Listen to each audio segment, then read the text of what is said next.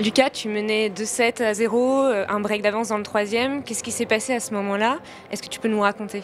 Ouais, bah, un petit moment de flottement et à ce niveau-là, bah, je le paye. Donc c'est un peu dommage de ne pas avoir réussi à tenir toute la lignée du match, mais en tout cas, voilà, très content de gagner, de ramener ce point et de la réaction que j'ai eue après la perte du quatrième. Est-ce que tu peux nous raconter justement comment tu as fait pour trouver les ressources pour reprendre le dessus et reprendre le contrôle du match dans le cinquième?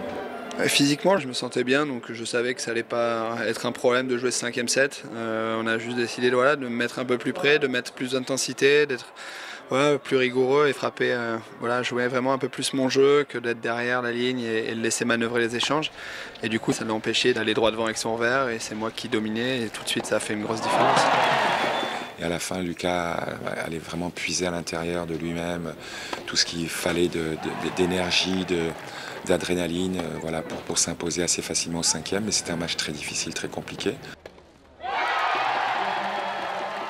peu près la même physionomie pour ce qui est du match de Jérémy contre Fabio Fognini, sauf que Jérémy était en tête, mène un set et un break. Et là, une petite baisse physique peut-être, mentale aussi. Très peu de choses, 2-3 points dont je me souviens très bien.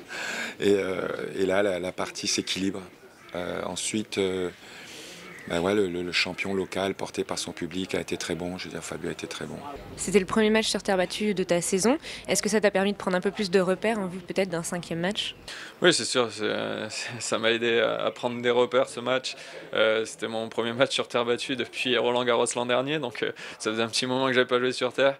Je pense aussi que c'est pour ça que physiquement ça a été difficile. Mais voilà, d'avoir fait un match comme ça avec une telle intensité du début jusqu'à la fin, c'était une belle bagarre. Ça me donne des repères pour la terre battue. Maintenant, il faut bien récupérer parce que dans ma tête, je vais me préparer comme s'il y avait un cinquième match parce qu'il faut s'y préparer.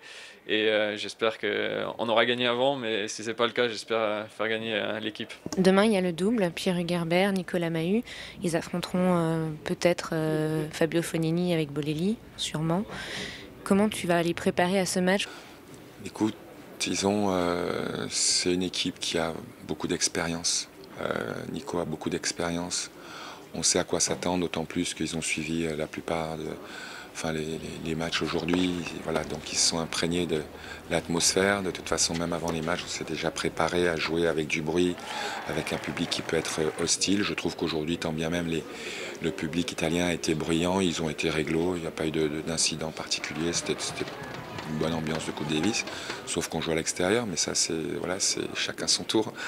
Je pense qu'ils sont prêts, donc maintenant chaque moment est important. Ce soir, le débriefing entre nous, l'échauffement demain, ce que j'ai vu jusqu'à présent, je les trouve très bien tous les deux.